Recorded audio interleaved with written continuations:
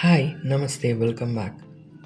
ತುಂಬಾ ಸಾಫ್ಟಾಗಿರೋ ಮಲ್ಲಿಗೆ ಇಡ್ಲಿ ಅಥವಾ ಖುಷ್ಬು ಇಡ್ಲಿ ತುಂಬಾ ಪರ್ಫೆಕ್ಟಾಗಿ ಮಾಡ್ಬೋದು. ಹೋಟ್ಲಲ್ಲಿ ಯಾಕೆ ಮನೆಯಲ್ಲೇ ಅದಕ್ಕಿಂತ ಅದ್ಭುತವಾಗಿ ಮಾಡ್ಬೋದು. ಅದ್ರ ಜೊತೆ ಹೊಂದ್ಕೊಳ್ಳುವಂಥ ಒಂದು ಒಳ್ಳೆಯ ಟಿಫ್ನಿ ಸಾಂಬಾರು, ಹೋಟೆಲ್ ಸ್ಟೈಲ್ ಟಿಫ್ನಿ ಸಾಂಬಾರು ತುಂಬಾ ಈಸಿ ಮಾಡೋದು.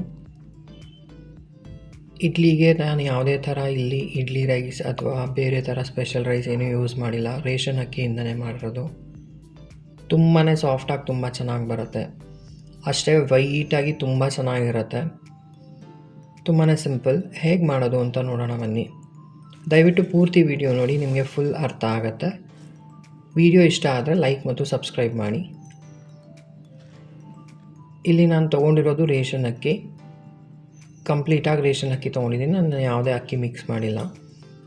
ಇಲ್ಲಿ 3 ಗ್ಲಾಸಷ್ಟು ರೈಸ್ನ ಹಾಕೋಗ್ತಾ ಇದ್ದೀನಿ. ಅದೇ ಗ್ಲಾಸ್ ಅಳತೆಯಲ್ಲಿ ಉದ್ದಿನಬೇಳೆ ತೊಗೊಳ್ತಾ ಇದ್ದೀನಿ. ಇದು ನಾನು ಫುಲ್ಲಿರೋ ಉದ್ದಿನಬೇಳೆ ತೊಗೊಂಡಿದ್ದೀನಿ. ಇಡ್ಲಿಗೆ ಯಾವತ್ತೂ ಅದೇ ಚೆನ್ನಾಗಿರೋದು. 1.5 ಗ್ಲಾಸಷ್ಟು ನಾನಿಲ್ಲಿ ಮೀಡಿಯಮ್ ಅವಲಕ್ಕಿ ತೊಗೊಂಡಿದ್ದೀನಿ. ಗಟ್ಟಿ ಅವಲಕ್ಕಿ ಏನಾದರೂ ಬಳಸ್ತಿದ್ರೆ 1/4 ಗ್ಲಾಸ್ ಹಾಕಿ, ಆವಾಗ ಕರೆಕ್ಟಾಗಿರುತ್ತೆ ಅಳತೆ. ಇದು 2 ಬೇಕಿರೋದು. ಇದು 2 ಸಪ್ರೇಟಾಗೇ ನೆನೆಸ್ಬೇಕಾಗತ್ತೆ. ಅಕ್ಕಿನ ಒಂದು 4-5 ಸತಿ ಚೆನ್ನಾಗಿ ಉಜ್ಜಿ ತೊಳೆದು ಒಂದು 7ರಿಂದ 8 ಗಂಟೆ ನೆನೆಸ್ಬೇಕಾಗತ್ತೆ. ಅವಲಕ್ಕಿ ಇದು ಉದ್ದಿನಬೇಳೆ ಅವಲಕ್ಕಿ ಸಪ್ರೇಟ್, ಅಕ್ಕಿ ಸಪ್ರೇಟ್. ಇದು 2 ಸಪ್ರೇಟಾಗಿ ನೆನೆಸ್ಬೇಕು. ಇಲ್ಲಿ ಒಂದು 7ರಿಂದ 8 ಗಂಟೆ ನೆಂದ ಮೇಲೆ ನಾನಿಲ್ಲಿ ಉದ್ದಿನಬೇಳೆನ ಗ್ರೈಂಡರ್ಗೆ ಹಾಕ್ಕೊಳ್ತಾ ಇದ್ದೀನಿ. ಗ್ರೈಂಡರ್ ಇಲ್ದಿರ ಹೇಗೆ ಮಾಡೋದು ಅಂತಲೂ ನಾನು ಮುಂದೆ ಹೇಳಿಕೊಟ್ಟಿದ್ದೀನಿ. ದಯವಿಟ್ಟು ಪೂರ್ತಿ ವಿಡಿಯೋ ನೋಡಿ. ಫಸ್ಟು ಉದ್ದಿನಬೇಳೆನ ಹಾಕ್ಕೊಳ್ತಾ ಇದ್ದೀನಿ. ಉದ್ದಿನಬೇಳೆ ಫುಲ್ಲು ನುಣ್ಣಕ್ಕಾದಮೇಲೆ ನೋಡಿ ಈ ಥರ ಕಾಣಿಸುತ್ತೆ. ಇದು ಫುಲ್ ನುಣ್ಣಕ್ಕಾಗಿದೆ, ಬಟ್ ಇವಾಗ ತೆಗಿಬಾರ್ದು. ಇದು ಒಂದು 20ರಿಂದ 25 ನಿಮಿಷ ಆಗುತ್ತೆ ಈ ಥರ ಆಗೋದಕ್ಕೆ. ಅದಾದಮೇಲೆ ನಾನು ಇನ್ನೂ ಒಂದು 10ರಿಂದ 15 ನಿಮಿಷ ಎಕ್ಸ್ಟ್ರಾ ಬಿಡ್ತೀನಿ. ನೋಡಿ ಈ ಥರ ಹತ್ತಿ ಬಂದಂಗೆ ಬರಬೇಕು. ತುಂಬಾ ಸಾಫ್ಟಾಗಿ ಬರುತ್ತೆ. ಇದು ಬರೀ ಉದ್ದಿನಬೇಳೆ ಹಾಕಿರೋದು, ನಾನು ಬೇರೆ ಏನೂ ಹಾಕಿಲ್ಲ. ಉದ್ದಿನಬೇಳೆ ಅವಲಕ್ಕಿ ಹಾಕಿರೋದು. ಈ ಥರ ಹತ್ತಿ ಬಂದಂಗೆ ಬರಬೇಕು. ನೀರಿಗೆ ಹಾಕಿದ್ರೆ ನಿಮಗೆ ತೇಲಬೇಕು. ಇದು ಚೆನ್ನಾಗಿ ನೋಡಿ ಎಷ್ಟು ಚೆನ್ನಾಗಿ ತೇಲ್ತಾ ಇದೆ. ಈ ಥರ ತೇಲಿದ್ರೆ ನಿಮಗೆ ಇಡ್ಲಿ ತುಂಬಾ ಸಾಫ್ಟಾಗಿ ಬರುತ್ತೆ. ಹಿಟ್ಟು ಹಾಕಿದ ತಕ್ಷಣ ಕೆಳಗಡೆ ಹೋಗಿ ಕೂರಬಾರ್ದು. ಈ ಥರ ಚೆನ್ನಾಗಿ ತೇಲಿದಾಗ ನಿಮಗೆ ಇಡ್ಲಿ ತುಂಬಾ ಸಾಫ್ಟಾಗಿ ತುಂಬ ಚೆನ್ನಾಗಿ ಬರುತ್ತೆ. ಗ್ರೈಂಡರ್ ಇಲ್ದಿರ ಮಿಕ್ಸಿಲಿ ರುಬ್ದಾಗ ಕೂಡ ಯಾವ ಥರ ಮಾಡ್ಬೋದು ಅಂತ ಮುಂದೆ ಹೇಳ್ಕೊಟ್ಟಿದ್ದೀನಿ. ಪೂರ್ತಿ ವಿಡಿಯೋ ನೋಡಿ ದಯವಿಟ್ಟು. ಇಲ್ಲಿ ಅಕ್ಕಿನ ನಾನು ತರಿ ಹಾಕಿಟ್ಕೊಂಡಿದ್ದೀನಿ. ಇಡ್ಲಿಗೆ ಈ ಥರ ತರಿ ಇರಬೇಕು, ಚೆನ್ನಾಗಿರತ್ತೆ. ಅವಾಗ ತುಂಬ ತರಿನೂ ಬೇಡ. ಇವಾಗ 2 ಮಿಕ್ಸ್ ಮಾಡ್ಕೊಂಬಿಡೋಣ. ಇದು ಕೈಯಲ್ಲೇ ಮಿಕ್ಸ್ ಮಾಡಬೇಕು. ಕೈಯಲ್ಲೇ ನೀಟಾಗಿ ಚೆನ್ನಾಗಿ ಮಿಕ್ಸ್ ಮಾಡಿದಾಗ ನಿಮಗೆ ಉದುಗ್ ಬರೋದು. ಇಲ್ಲಿ ನಾನು ತೊಳೆದಿರೋ ಕೈಯಲ್ಲಿ ನೀಟಾಗಿ ಫುಲ್ಲು ಮಿಕ್ಸ್ ಮಾಡ್ಕೊಳ್ತಾ ಇದ್ದೀನಿ. ಚೆನ್ನಾಗಿ ಬೀಟ್ ಮಾಡ್ಕೋಬೇಕು ಕೈಯಲ್ಲೇ. ನಾನಿಲ್ಲಿ ಉಪ್ಪು ಸೇರಿಸ್ಕೊಂಡಿಲ್ಲ. ಬೇಸಿಗೆ ತುಂಬಾ ಹುಳಿ ಬರುತ್ತೆ, ಚೆನ್ನಾಗಿರಲ್ಲ ಅಂತ. ಇದನ್ನು ಈಗ ಹುಳಿ ಬರೋಕ್ಕೆ ಬಿಟ್ಬಿಡೋಣ ನೈಟು. ಈಗ ಇನ್ನೊಂದು ಚಿಕ್ಕ ಗ್ಲಾಸಲ್ಲಿ ನಾನು ಮಿಕ್ಸಿ ಜಾರಲ್ಲಿ ಹಾಕ್ಕೊಂಡು ತೋರಿಸ್ತೀನಿ ಅಂತ ಹೇಳಿದ್ನಲ್ಲ, ಇದು ಉದ್ದಿನಬೇಳೆ ಮತ್ತು ಅವಲಕ್ಕಿ ನೆನೆಸಿರೋದು. ಮಿಕ್ಸಿ ಜಾರಲ್ಲಿ ರುಬ್ಬಿದ್ರೆ ನೋಡಿ ಈ ಥರ ಇರುತ್ತೆ. ಇದು ನಿಮ್ಗೆ ಅಷ್ಟು ಹತ್ತಿ ಥರ ಬಂದಿಲ್ಲ ಇದು, ಏಕೆಂದರೆ ಮಿಕ್ಸಿಲಿ ನುಣ್ಣಗಾಗತ್ತೆ. ಬಟ್ ನಿಮಗೆ ಗಾಳಿ ತುಂಬ್ಕೊಳ್ಳಲ್ಲ. ಅದರಲ್ಲಿ ಗಾಳಿ ತುಂಬಿಕೊಂಡು ಹತ್ತಿ ಥರ ಬರಬೇಕು. ನೋಡಿ ಇದು ನೀರಿಗೆ ಹಾಕಿದಾಗ ಕೆಳಗಡೆ ಹೋಗಿ ಕೂತ್ಕೊಂಡ್ಬಿಡುತ್ತೆ. ಇದು ನಿಮ್ಗೆ ಅದಕ್ಕೆ ಇಡ್ಲಿ ಅಷ್ಟೊಂದು ಗ್ರೈಂಡರಲ್ಲಿ ರುಬ್ಬಿದಷ್ಟು ಸಾಫ್ಟಾಗಿ ಬರಲ್ಲ. ನೋಡಿ ಇದು ತೇಲಲ್ಲ ಇದು ನಿಮಗೆ, ಯಾಕೆಂದರೆ ಅದರಲ್ಲಿ ಬರೀ ಉದ್ದಿನಬೇಳೆ ನುಣ್ಣಕ್ಕೆ ರುಬ್ಬಿರೋದಿರೋದು, ಗಾಳಿ ಇಲ್ಲ ಅದರಲ್ಲಿ. ನೀವು ಈ ಥರ ಬೀಟರ್ ಎಲ್ಲರ ಮನೇಲೂ ಇರುತ್ತೆ, ಮಂತು ಅಥವಾ ಬೀಟರು. ಒಂದು 10ರಿಂದ 15 ನಿಮಿಷ ಈ ಥರ ಬೀಟ್ ಮಾಡ್ಕೊಬೇಕು. ಬೇಸಿಕಲಿ ನಾವು ಇದಕ್ಕೆ ಗಾಳಿ ತುಂಬ್ತಾ ಇದ್ದೀವಿ ಹತ್ತಿ ಥರ ಆಗೋದಕ್ಕೆ. ಈ ಥರ ಮಾಡಿದಾಗ ನಿಮಗೆ ಉದ್ದಿನಬೇಳೆ ಲೈಟ್ ಆಗುತ್ತೆ, ಹತ್ತಿ ಥರ ಬರುತ್ತೆ. ನಾನೊಂದು 5 ನಿಮಿಷ ಮಾಡಿದ್ದೀನಿ ಅಷ್ಟೇ. ಇಲ್ಲಿ ಜಾಸ್ತಿ ಇವತ್ತು ಮಾಡೋಕ್ಕೆ ಹೋಗಿಲ್ಲ. ಇದನ್ನು ನೀರಿಗೆ ಹಾಕಿ ನೋಡೋಣ ಇವಾಗ ಯಾವ ಥರ ಬಂದಿದೆ ಅಂತ. ನಾನು ಫಸ್ಟ್ ಟೈಮ್ ಮಾಡ್ತಾ ಇರೋದು. ನೋಡಿ ಇದು ಹಾಕಿದ ತಕ್ಷಣವೇ ಮೇಲ್ಗಡೆ ತೇಲ್ತಾ ಇದೆ. ಇದು ಕೆಳಗಡೆ ಹೋಗಿ ಕೂತಿಲ್ಲ. ನಾನು ಮಾಡಿರೋದು ಒಂದು ಸ್ವಲ್ಪ ಹೊತ್ತೆ, ಇಲ್ಲೊಂದು 5 ನಿಮಿಷ ಮಾಡಿದ್ದೀನಿ ಅಷ್ಟೇ. ನೀವು ಇದನ್ನೊಂದು 5ರಿಂದ 10 ನಿಮಿಷ ಮಾಡಿಕೊಂಡ್ರೆ ಚೆನ್ನಾಗಿ ಇಡ್ಲಿ ಆವಾಗ ಗ್ರೈಂಡರಲ್ಲಿ ಹೇಗೆ ರುಬ್ಬೋದು ಆ ಥರ ತುಂಬಾ ಪರ್ಫೆಕ್ಟಾಗಿ ಬರುತ್ತೆ. ಸ್ವಲ್ಪ ಕೈ ನೋವುತ್ತೆ. ಇಲ್ಲಾಂದರೆ ಇನ್ನೊಂದು ಐಡಿಯಾ ಇದೆ ಯಾವ ಥರ ಮಾಡ್ಬೋದು ಅಂತ.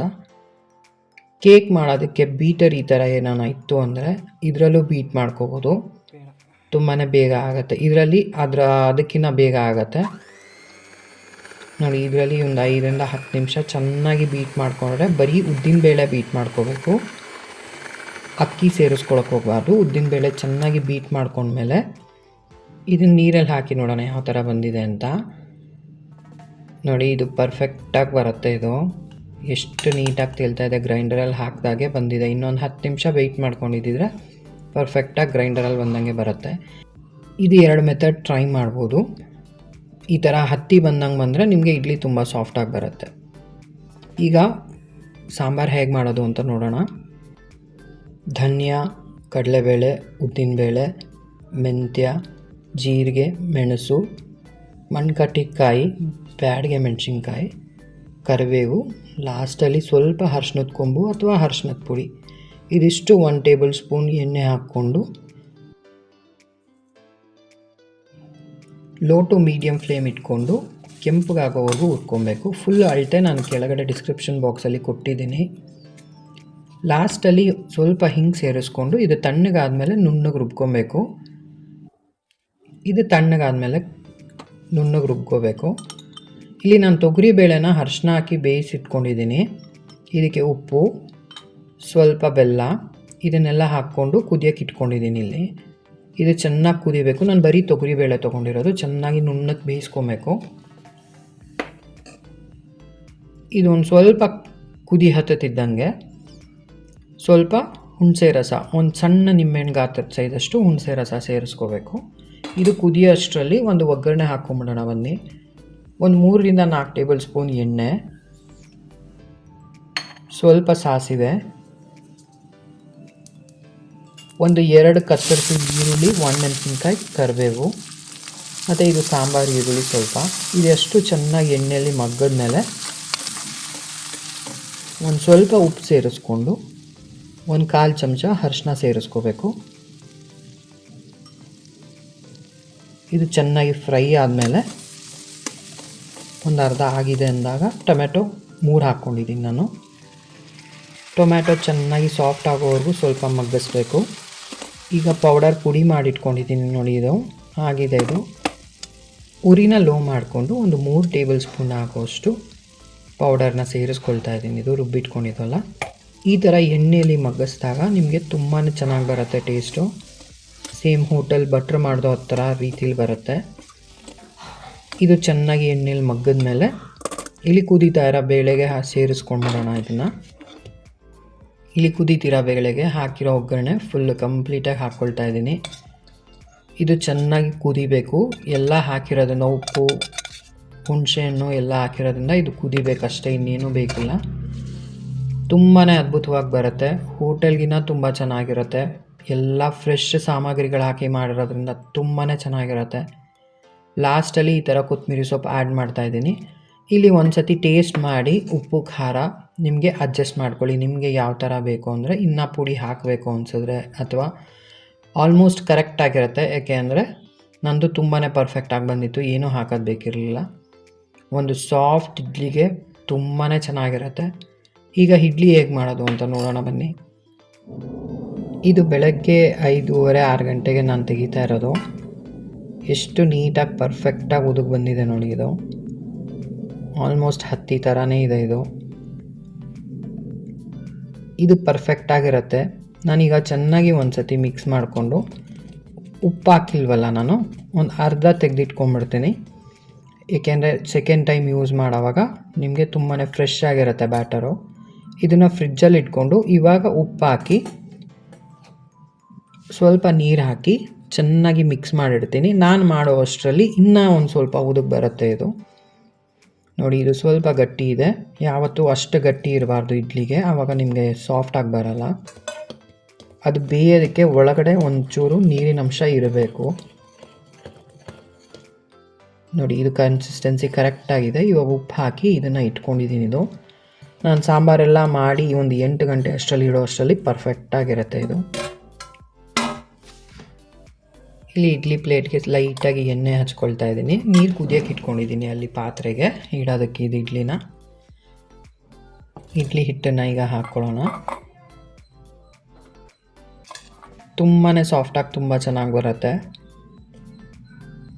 ನೋಡಿ. ಇವಾಗ ಹಾಕೋವಾಗ ನಿಮಗೆ ಅಲ್ಲಿ ರಿಬ್ಬನ್ ಕನ್ಸಿಸ್ಟೆನ್ಸಿ ಯಾವ ಥರ ಕಾಣ್ತಾ ಇದೆ ನೋಡಿ, ರಿಬ್ಬನ್ ಬಿದ್ದಂಗೆ ಬೀಳುತ್ತಲ್ಲ, ಇದನ್ನು ಕೇಕ್ ಬ್ಯಾಟರಲ್ಲಿ ಯೂಸ್ ಮಾಡ್ತಾರೆ. ಆ ಥರ ಬಿದ್ದಾಗ ನಿಮಗೆ ತುಂಬಾ ಪರ್ಫೆಕ್ಟಾಗಿ ಸಾಫ್ಟಾಗಿ ಬರುತ್ತೆ. ಕೇಕ್ ಬ್ಯಾಟರ್ದು ಅದೇ ಥರ ಪ್ರೊಸೀಜರು. ಇಲ್ಲಿ ಕುದಿಯೋ ನೀರಿಗೆ 2 ಸ್ಟ್ಯಾಂಡ್ನು ಇಟ್ಕೊಳ್ತಾ ಇದ್ದೀನಿ ನಾನು.